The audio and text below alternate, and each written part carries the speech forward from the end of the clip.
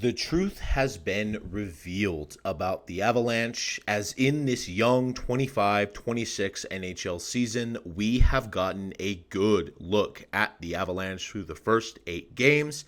And when you take a look under the hood, it has some quite interesting information about just how legit this Avs team is, as well as some fairly positive injury news regarding the Avs starter, Mackenzie Blackwood. We're going to be taking a look at all of it. Are the Avs frauds or are they for real? All on this episode of Avs Digest. What is up, everybody? Hope you're doing well. Welcome in. This is the place to be if you love all things Avalanche. So don't forget to subscribe, and we're just going to dive right into the information. So Nathaniel Rudolph, I think, described this best. He's a co-host over at DNVR, and he said that 8 games in, the Avs are one of, if not the most dominant teams in the NHL at 5v5. Most indicators show that what they're doing is pretty sustainable too. It's a small sample size, of course, but if this team solves the power play, watch out. And that is a perfect summary of what the Avs are, because the Avs have been one of the best teams at 5v5. And it's not a fluke. It's not just because they're getting lucky. And I'll show you some charts to prove it. Here, this comes courtesy of Roto Hockey. I took this from a picture on Twitter. And you can see on the top right, the 3 best teams at 5v5 offense and defense. You can see the Colorado Avalanche, the Washington Capitals, and the Carolina Hurricanes.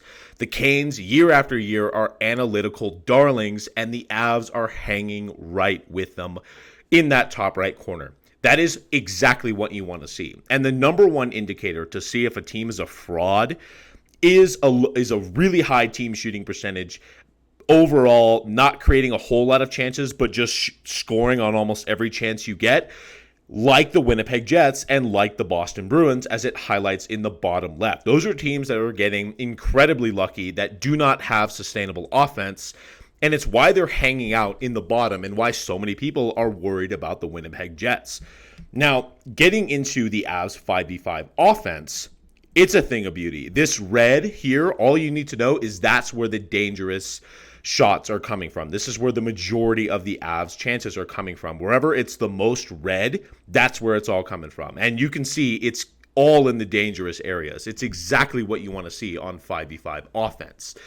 Now, the power play, however, that's a completely different story. And that's why we're all kind of frustrated with this power play, because you can see the blue is where shots do not come from. It's where the least amount of shots happen. And you can notice on the power play, it's all in the middle of the ice, which is not good. All the gold is where all the shots are coming from, and that's all on the perimeter. It's not good stats. Things need to change on the power play. My co-host, Mark Robertson, has a great video on this topic. He just dropped it just yesterday or the day before.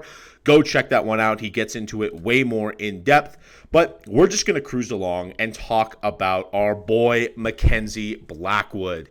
Positive injury news on him right here. And it comes from Corey Masiak.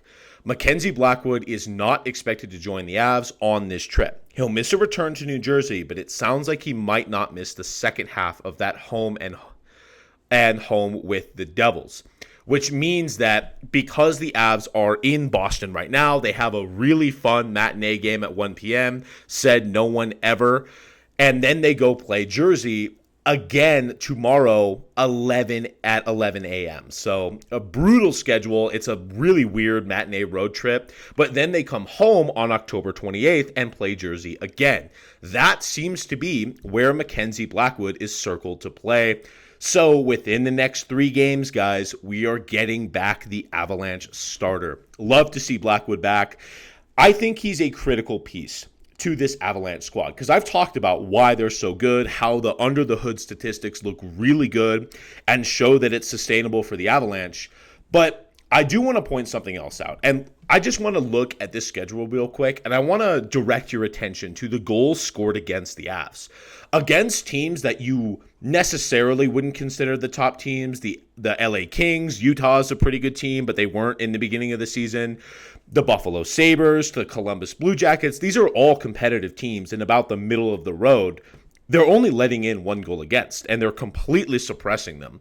But you can see here against Dallas, Wedgwood who is your backup, and we've credited numerous times on this channel. We love the guy, but he's a career backup. There's a reason why he's over the age of 30 and is still a career backup. It's just because that's who he's always going to be in his career, and he's not built to play this many games and be your starter, because that's just not how it works for a guy like that. You can see against the biggest competition, the Avs have let in too many goals despite playing really good hockey. You can see the Dallas Stars are able to score 4 and then win in the shootout. Same with Utah. They're able to score 4 in overtime as well. Carolina also able to score 4 on you.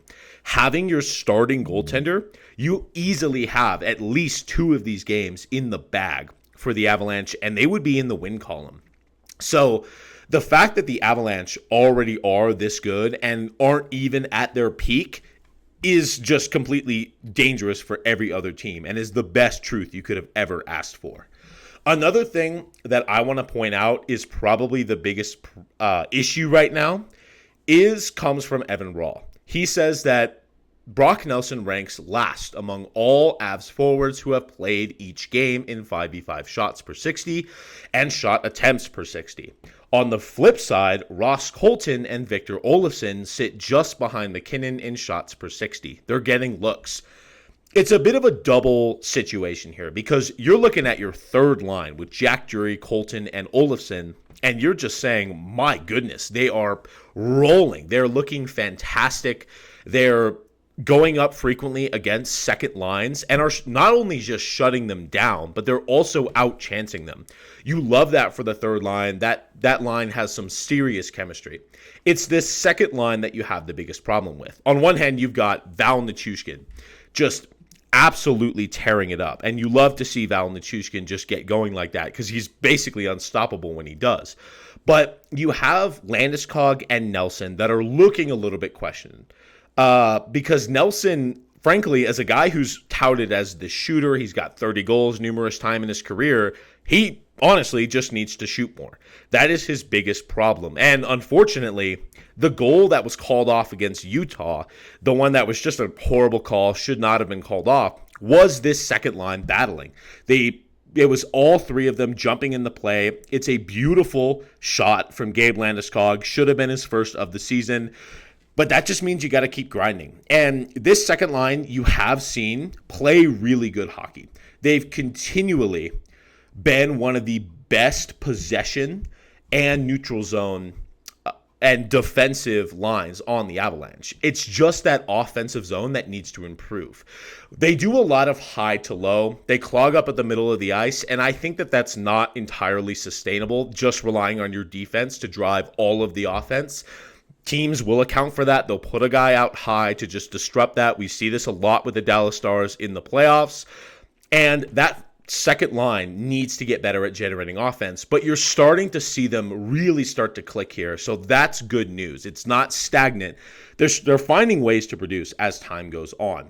And I just wanted to close with this. With the Avalanche not even being at their full potential, they're still dominant at 5v5. And I think that has a lot to do with that middle six being as good as it is defensively and in possession numbers. You're starting to see the offense click for a lot of those guys. With some of them, you're still waiting to see the offense come into play. And once the Avs top 9 gets fully rolling, Logan O'Connor comes back, you've got one heck of a lineup. As well, not even to mention how good that power play can be. When that's all clicking, it's over for the rest of the league. Just award the Avs the cup already. We don't even need to go into May or April. Just whatever. We don't need to do all that. That makes me just so excited for this Avalanche lineup. But let me know what you guys think. Are you excited about this Avalanche team? What is your biggest worry heading into the rest of the season? Let me know in the comments down below. Don't forget to subscribe, and I will see you in the next one.